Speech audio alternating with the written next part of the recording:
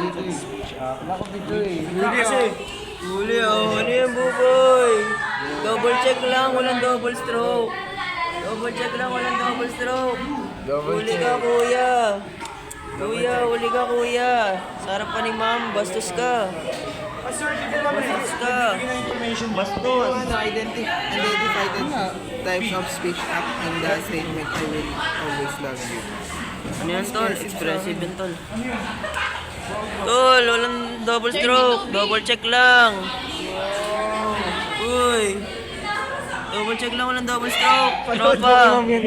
Yung may Maisel pre, panood mo yan. May ebidensya ka na, tropa. Yari ka na kay Ma'am Hazel. Direct! Direct! Ay tayo dyan, tropa. Ay tayo dyan, tropa. Ikaw, sino ka? Yay! Papost ka to sa YouTube, buboy.